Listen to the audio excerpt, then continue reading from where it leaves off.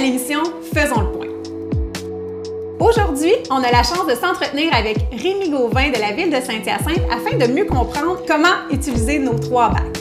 Alors, merci beaucoup Rémi d'être avec nous aujourd'hui. Je vais te laisser le soin de te présenter à nous. Je suis Rémi Gauvin, donc technicien en environnement au service de l'urbanisme et de l'environnement de la ville de Saint-Hyacinthe. Mes principales fonctions, je suis dans des permis, différents permis environnementaux auprès des citoyens, des plaintes, des requêtes des citoyens de toutes sortes aussi, parce que par mes fonctions de technicien en environnement, en fait, l'environnement, c'est assez large, on touche à toutes sortes de sujets. J'ai une bonne idée de ce que je vais faire demain, mais je vais avoir des surprises aussi. J'ai affaire avec des organismes, des partenaires de l'extérieur, d'autres services, d'autres divisions de la ville aussi, alors c'est vraiment très, très varié. Mais un de mes sujets aussi qui me touche à peu près quotidiennement, c'est la gestion des matières résiduelles, donc les fameux 3 bacs roulants, entre autres. Est-ce que tu pourrais nous expliquer un peu la différence de mandat entre la Régie des déchets et la ville de Saint-Hyacinthe? Bien, la Régie des déchets, c'est l'organisme qui a été formé par les 2 MRC, les municipalités régionales de comté là, de la région d'Acton et les Mascoutins aussi. Alors, ces 2 MRC-là, il y a presque une trentaine d'années, quand est venu le temps de mieux gérer les matières résiduelles au niveau municipal, bien, les 2 MRC, d'un commun accord, ont décidé de créer un organisme dont ça allait être vraiment la mission, la gestion des matières résiduelles. Alors, toutes les municipalités n'en faisaient pas partie au départ, mais aujourd'hui, oui, les 17 municipalités de notre MRC ici, les Mascoutins, et les 8 de la MRC Acton font partie de la Régie des déchets. C'est quoi la différence entre la Régie et Saint-Hyacinthe, mais chacune des municipalités locales aussi? Nous, on a le pouvoir de taxation, on a le pouvoir de taxer les citoyens pour offrir des services, ce qu'une Régie des déchets ne peut pas faire. Mais la Régie va s'occuper, évidemment, de plusieurs gros morceaux. C'est pas pour rien c'est ce qu'on appelle une délégation de compétences dans le milieu municipal. Alors, c'est la Régie qui va procéder aux différents appels d'offres pour voir quel entrepreneur va lever nos bacs, nos conteneurs à chaque semaine. Ça va aller vers quel centre de tri, quel centre de compostage. C'est par la Régie des déchets aussi qu'on va passer pour nos achats de bacs. Les achats de bacs roulants, c'est évidemment des centaines à chaque année qu'on achète. On a un bien meilleur prix quand on va en achat regroupé. La Régie des déchets gère aussi les 2 écocentres. Il y a un écocentre à Saint-Hyacinthe, mais ce n'est pas l'écocentre de la ville. Il appartient à la Régie. Même chose à Actonville aussi. Puis la Régie des déchets, donc, c'est elle aussi qui, je l'ai dit, qui engage l'entrepreneur, mais c'est elle qui l'encadre aussi. Alors, si des gens voyaient un problème de service avec l'entrepreneur, il est possible d'appeler directement à la Régie des déchets. On reçoit souvent à la ville des appels du genre « Hey, ton gars, ton camion? » Non, c'est pas notre gars, c'est pas notre camion. C'est une entreprise qui a remporté un appel d'offres, c'est une entreprise qui est embauchée par la Régie des déchets. Fait que c'est les principaux grands mandats de la Régie. Donc, les gens peuvent aussi appeler la Régie des déchets pour des questions d'informations très générales. Qu'est-ce que je peux faire avec telle matière et tout ça.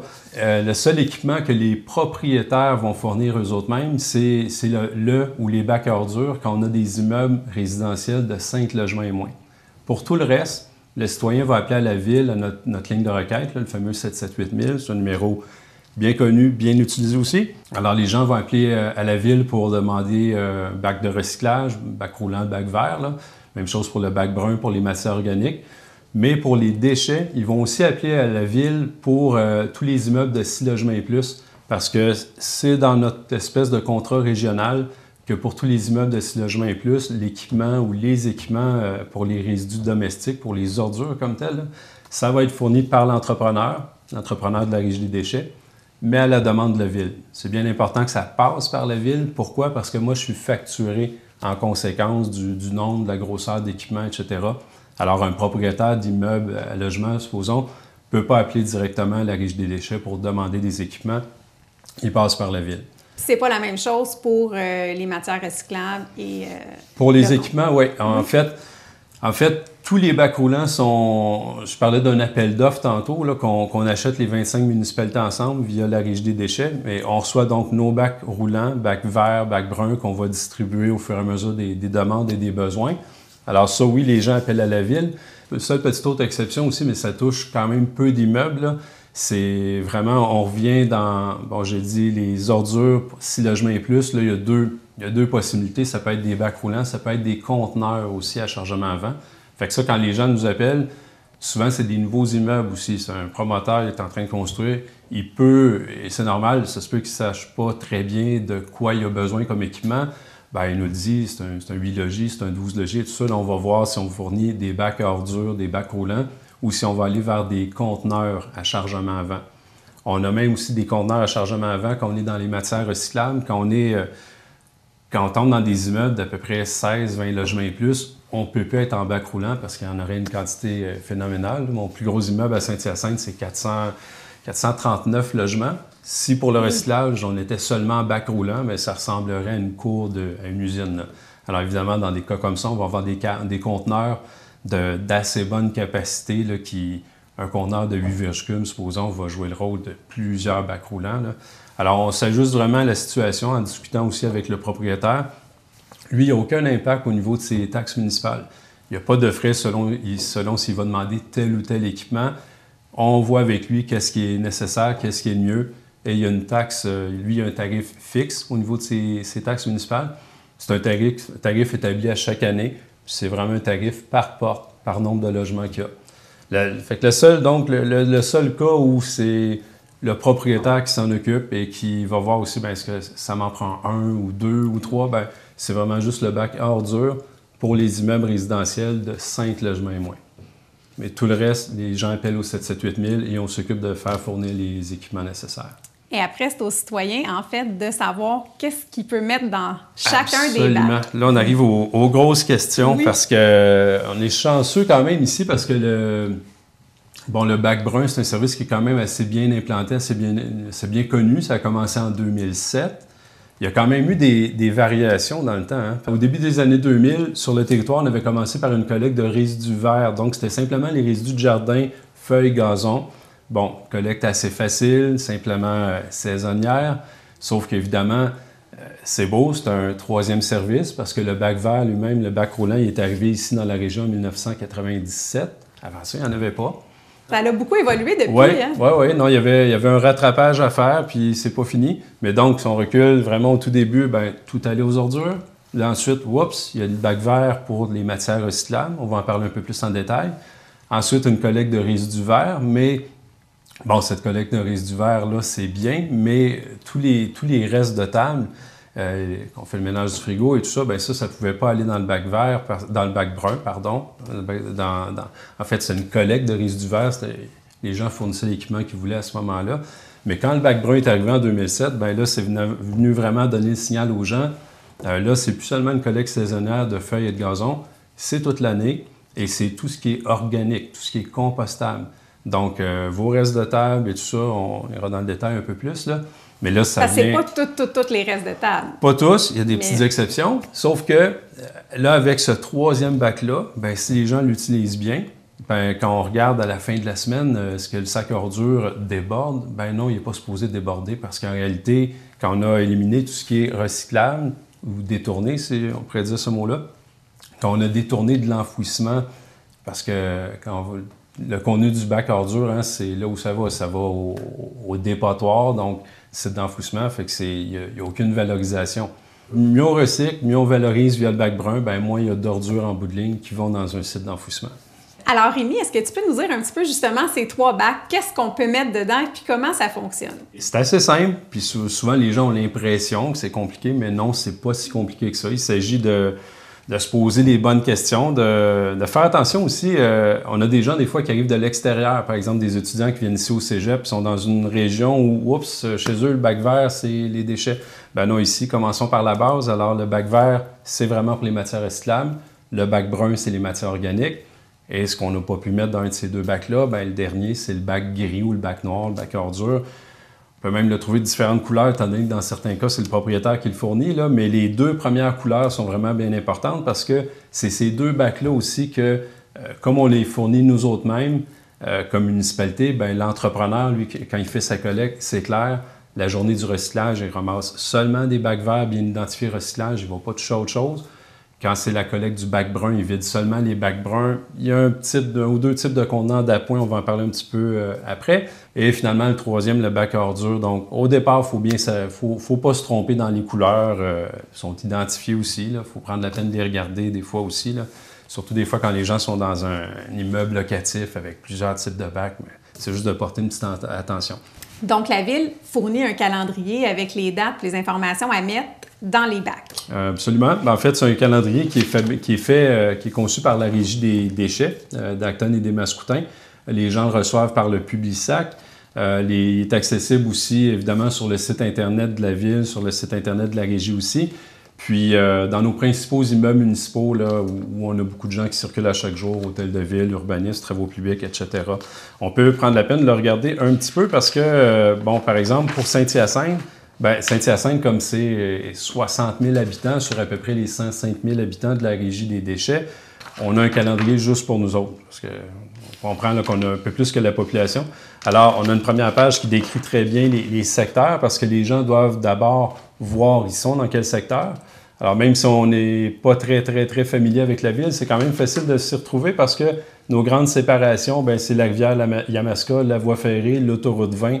Alors, on se situe par rapport à ça et on voit sur quelle journée on est sur le secteur 1, 2, 3, 4 ou 5 qui correspondent au jour de la semaine. Et là, dans le calendrier, pour chacun de ces secteurs-là, on a toutes les collectes. Alors, si on en prend un exemple ici, le secteur 1, secteur nord de la ville, secteur Saint-Thomas-d'Aquin. Pour chaque mois, on va bien décrire où sont nos collectes de matières recyclables puis de résidus domestiques qui sont en alternance aux 2 semaines, une semaine l'une, une semaine l'autre.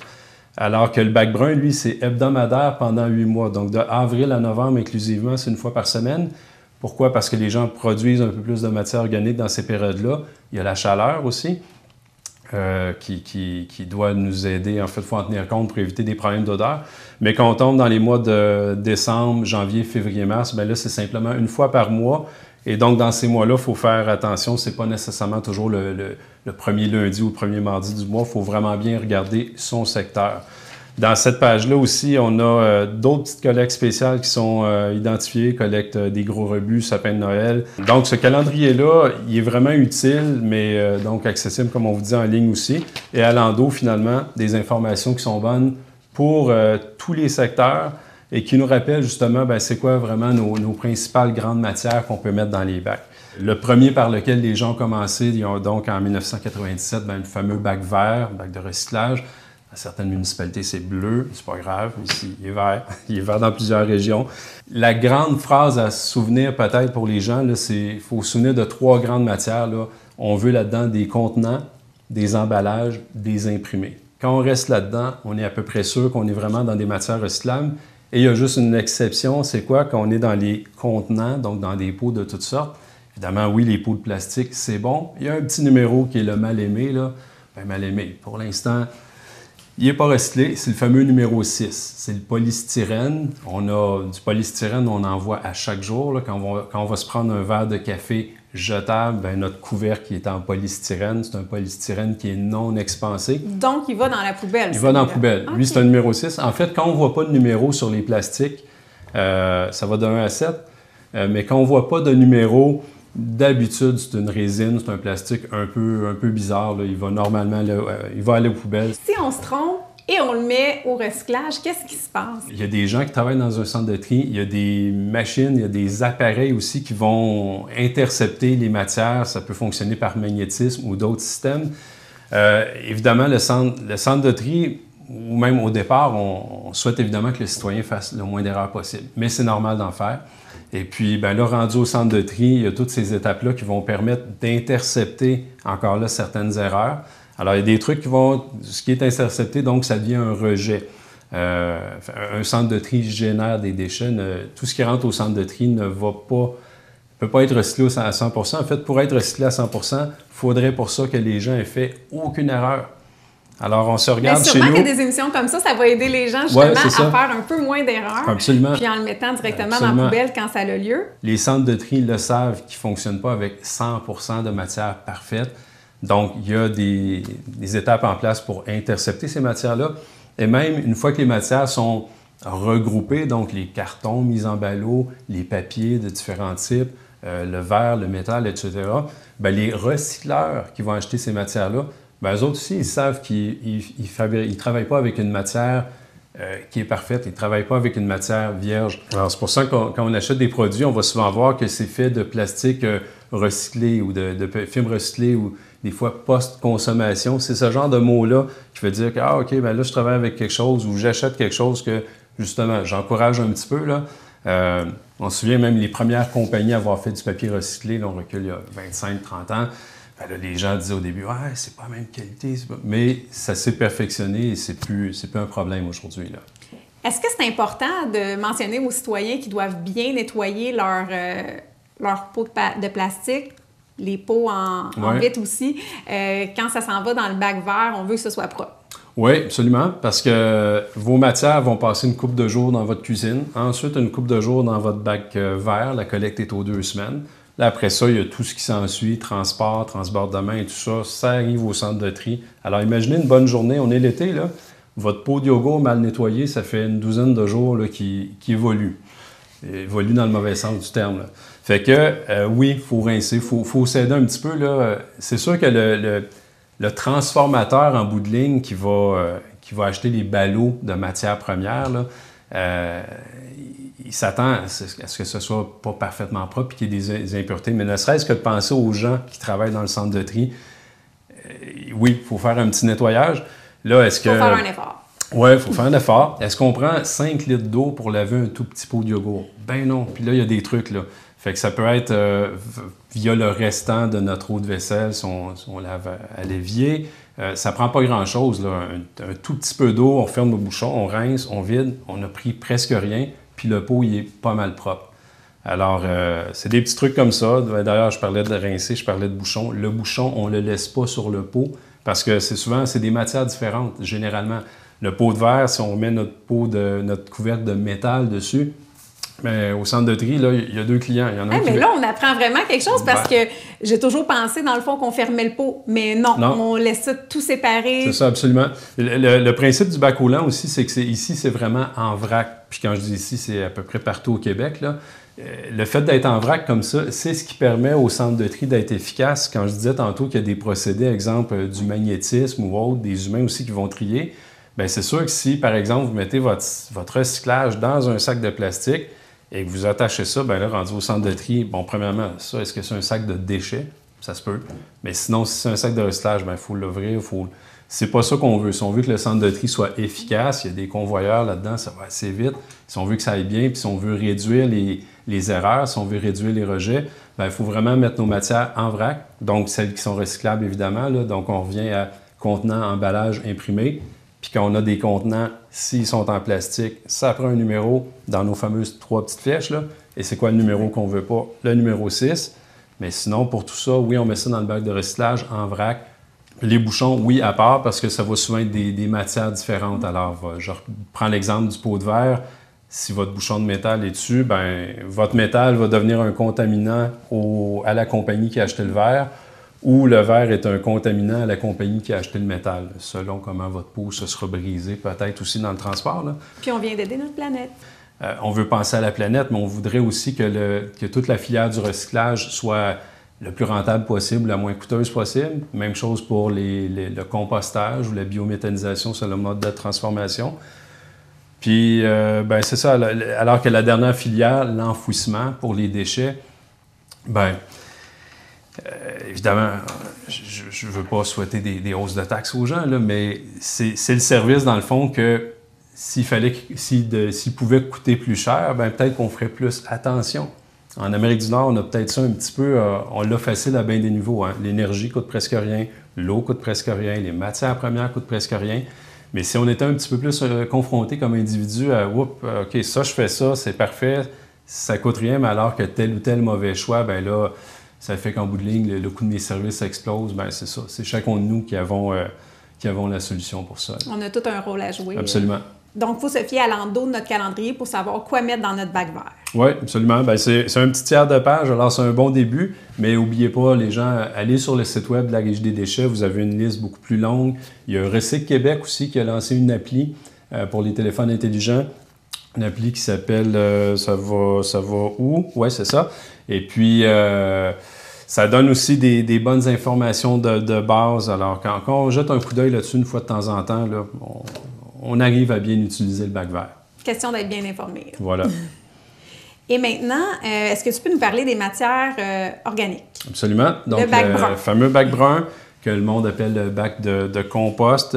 C'est bien correct parce qu'en bout de ligne, présentement, depuis une couple d'années, en fait, c'est là où nos matières vont. Nos matières organiques vont à un site de compostage. On sait qu'il y a une tentative qui a été faite au niveau de la biométhanisation ici, mais il y a eu malheureusement trop de contaminants en provenance des bacs bruns. Alors, on a toujours une usine de biométhanisation à Saint-Hyacinthe, mais qui travaille beaucoup à partir de nos eaux usées domestiques, mais surtout nos rejets de l'industrie agroalimentaire. On a des gros joueurs à Saint-Hyacinthe qui vont émettre ou qui vont avoir rejeté des quantités assez importantes de matières, généralement liquides, qui vont être très efficaces en biométhanisation, donc pour produire finalement une espèce de gaz naturel. Est-ce que partout au Québec, les gens peuvent utiliser le bac brun de la même façon? Bien, très bonne question, puis la réponse, c'est absolument pas. Faut vraiment faire attention à ce qui est indiqué sur le bac, là. Donc, heureusement, contrairement au bac vert, tantôt, où je disais qu'il y a des bacs verts, des bacs bleus selon les régions et les villes, au Québec, là, pour les matières organiques, on est en bac brun à peu près partout. Je connais une couple de régions que c'est un bac vert qu'ils ont choisi, mais bon, ici, dans notre région, c'est vraiment un bac brun. Mais on peut avoir des amis, des connaissances qui habitent ailleurs, ils ont aussi le bac brun. Est-ce qu'on peut mettre la même chose qu'eux dans notre bac brun? Bien, là, il faut vraiment se référer à sa région. Il faut vraiment se référer, par exemple, comme je disais tantôt, ici, moi, ma régie des déchets, ici, dans mon outil, c'est quoi les matières que je peux mettre dans mon bac brun? C'est très important parce que là, on a déjà peut-être deux grands types de transformation au Québec, deux grands types de valorisation au niveau des matières organiques, là. On a des sites de compostage industriels. Quand je dis industriel, c'est que ça a un rendement un petit peu plus efficace quand même que le composteur domestique que je peux avoir chez moi. Je peux avoir un composteur domestique, c'est bien, mais il y a des choses que je ne pourrais pas mettre dedans que dans le bac brun. Oui, parce que le site de compostage, il y a tellement des gros volumes, c'est retourné, c'est contrôlé, la température, l'humidité, l'aération et tout ça, que bon, on va pouvoir en mettre un peu plus. Mais une autre personne qui habite dans le secteur, qui est desservie par une collecte où les matières vont aller à une usine de biométhanisation, parce qu'il y en a d'autres au Québec, bien là, il y a certaines matières de plus qui pourraient être acceptées ou avec certaines différences. Donc, on se réfère vraiment à notre calendrier ou à nos outils locaux, là.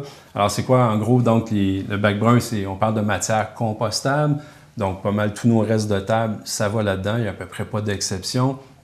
Il y en a peut-être une qu'il faut faire attention un petit peu, bien, c'est le gros os. En fait, quand on met des os de viande, on veut des os de volaille. Pourquoi? Bien, les volailles volent, c'est des os creux, c'est des os faciles à briser puis finalement à traiter dans le processus de maturation du compost. Mais tous nos os solides, ça va aux ordures. C'est peut-être une des erreurs qu'on peut voir le plus souvent, là. Mais sinon, donc, toutes les viandes, le poulet, les restants de table sont les bienvenus dans le bac brun. Oui, les viandes, il faut que ce soit des viandes cuites. Viande crue, on pourrait causer pas mal trop de problèmes d'odeur chez vous et dans tout le reste de la filière, là.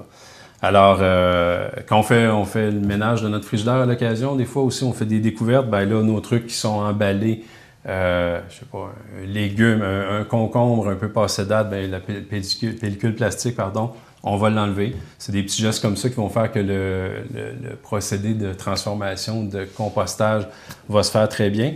Alors vraiment, beaucoup les déchets de table, chez nous, dans nos maisons, c'est pas des gros volumes, mais c'est des poids assez importants.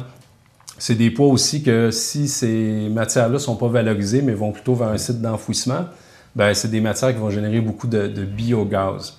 Bon, il y a des sites, aujourd'hui, les sites d'enfouissement sont capables normalement d'extraire ces biogaz-là pour prévenir les dommages à l'environnement, mais c'est quand même pas mal plus efficace d'envoyer ça vers le site de compostage. Alors là, on a ce qui vient de l'intérieur de la maison, mais il y a l'extérieur de la maison aussi. Donc, les feuilles, le gazon, c'est encore permis, mais des fois, le meilleur déchet, c'est celui qu'on ne produit pas. Alors, par exemple, la pelouse, bien, quand on passe la tondeuse, notre gazon, c'est quoi? Bien, c'est 80% d'eau, puis 20% d'azote. L'azote, c'est un engrais naturel à libération lente. Alors, est-ce qu'on se dit, je vais payer pour le faire collecter, transformer et tout ça, ou je le laisse au sol, ce qui s'appelle l'herbicyclage? Bien, la solution, c'est ça, là, la solution la moins coûteuse. Alors, c'est bon pour notre terrain. Évidemment, il y a des petites exceptions. Les gens vont dire, bon, proche de ma piscine, les rognures de pelouse et tout ça. Bon, il y a des tondeuses meilleures que d'autres aussi. Il y a des tondeuses avec des bonnes lames faites pour mieux déchiqueter le gazon, vraiment le transformer en petits paillis assez fins, puis après avoir passé la l'idéal, tondeuse... ce serait de le laisser sur nos Absolument, gazons. absolument. Ça demeure quand même qu'on a encore besoin du bac brun pour le reste de nos autres résidus alimentaires. Les feuilles, l'automne, nos feuilles, c'est très riche en carbone. Là aussi, notre dernier coup de tondeuse, si on passe la tondeuse dessus, on vient aider notre sol, mais ça peut aller dans le bac brun aussi. Quelqu'un qui aurait une vieille tondeuse à essence qui pollue énormément, là, c'est peut-être pas une bonne idée de simplement passer la tondeuse par-dessus les feuilles mortes pendant 1 heure de temps. Mais tondeuse plus écologique, à batterie électrique, là, on dit oui, là, c'est vraiment le bon choix. Rémi, pour ceux qui ont des animaux, comment ils peuvent gérer ça avec le bac brun? C'est une excellente question parce que quand on va dans des animaleries, on trouve toutes sortes de petits sacs qui vont être écrits dessus biodégradables, oxo-biodégradables, etc. Puis malheureusement, il y a bien des fabricants quand on fabrique un produit qui va être distribué un peu partout dans le monde, on ne se pose pas trop la question, endroit par endroit, ils ont quoi comme procédé de traitement. Et c'est malheureusement ça qui fait toute la différence. Alors, il faut faire bien attention. Puis la première des choses, en fait, dans le bac brun, tous les sacs qui sont un peu d'apparence plastique, en fait, en plastique ou d'apparence plastique, on ne les veut pas. Pourquoi? Parce que, dans le procédé, il y a une grande variation dans comment ils sont fabriqués puis dans la matière, là. Il y a même aussi que, j'ai vu mon voisin prendre un sac de plastique, donc j'ai le droit moi aussi. Puis, non, le voisin, c'était pas vraiment un sac de plastique, mais... Alors bref, pour toutes ces raisons-là, on veut éviter ce genre de sac-là. Et puis, donc, quand la plupart des petits sacs avec lesquels on va reprendre les excréments, les pissonniers de nos animaux préférés, bac à ordures. Il y a un seul type de sac, en fait, deux qui vont être acceptés dans le bac brun. C'est des sacs de jardinage, les sacs en papier craft, là. On peut aussi trouver dans plusieurs commerces, c'est un sac, je vais nommer la compagnie parce que c'est le nom de son produit, là. C'est Sac au sol. C'est un sac qui est en papier, mais qui contient une espèce de liner à l'intérieur, une espèce de couche qui est en cellulose. Alors, ça rend le sac beaucoup plus résistant pour recevoir même des matières assez humides là, qu'on vide nos assiettes. C'est un sac qui va passer facilement à travers tous les procédés de compostage. Mais si on vient aux animaux domestiques, là, il y a les litières aussi qui sont extrêmement variées. Là aussi, je vais vraiment vous inviter, selon le type de litière que vous avez, allez voir sur le site de la Régie des déchets. La matière va être décrite, qu'est-ce qui est accepté, qu'est-ce qui n'est pas accepté. Vous pourriez même avoir une nouvelle matière qui est offerte par le marché. Alors, c'est une bonne question à poser à ce moment-là. Rémi, est-ce que tu veux nous parler un peu de l'éco-centre, les dates d'ouverture? Est-ce que c'est ouvert à l'année? Les deux éco-centres de la Régie des déchets, là, donc à Actonville et Saint-Hyacinthe, sont saisonniers. Donc, ça ouvre à peu près toujours à la mi-avril. Ça dépend un petit peu de la météo. Et puis, ça ferme normalement à la fin du mois de novembre. Celui de Saint-Hyacinthe, là, c'est 3 jours, vendredi, samedi, dimanche, 3 bonnes journées. En début de saison, c'est très achalandé. Alors, ça vaut la peine des fois de se parler entre voisins pour éviter des voyages, là, regrouper des matières. Les matières qui sont acceptées là-bas, premièrement, c'est pour les individus, hein. C'est pas pour les entreprises, c'est pas pour les commerces. Les choses qui sont acceptées là-bas, c'est associable à des matières qui vont être générées dans notre vie de tous les jours comme individus, là, et non pas comme entreprise. Dans les éco-centres, on peut amener certaines choses qui ne seraient pas valorisées dans notre bac à ordures ou même quand on met au chemin dans les 3 collectes de gros rebut. Ça, ce qui va là, c'est tout va aux déchets, là. À part peut-être la veille. La veille, on a toujours les ferrailleurs qui se promènent. Puis bon, on le sait, ça, il y a une bonne partie du métal qui est détourné comme ça. Mais quand on arrive à l'éco-centre, puis encore là, on va sur le site de la Régie pour voir toutes les matières qui sont acceptées. Il y a plusieurs matières qui, exemple, briques, bois et autres, qui vont pouvoir être valorisées. C'est des conteneurs vraiment spécifiques. Alors là, on revient à l'importance du tri, hein. Quand dès le départ, on a toutes les bonnes matières, c'est facile de trouver des débouchés pour ces matériaux-là qui vont avoir une deuxième vie. Alors, c'est toutes sortes de produits donc, qui, en gros, viennent de nos rénovations, monsieur, madame, tout le monde, là, sur nos terrains. Je pense qu'ils prennent même aussi les bacs de peinture. Oui, il y a une certaine quantité de matières dangereuses qui peuvent être acceptées. Pas autant que lors des collectes. On a 2 collectes par année ici à Saint-Hyacinthe, puis il y en a 2 autres ailleurs sur le territoire de la Régie. Mais il y a quand même plusieurs matières dangereuses qui sont acceptées. Des pneus déjantés, du matériel informatique. Alors, ça vaut vraiment la peine de voir c'est quoi toutes les matières qui sont acceptées.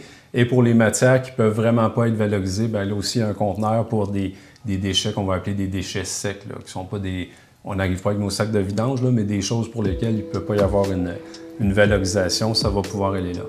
Bien, merci beaucoup, Rémi, de nous avoir informés, de nous avoir aussi mentionné ce qu'il faut faire, ce qu'il ne faut pas faire. Merci d'avoir été avec nous. On se retrouve à une prochaine émission de Faisons le point.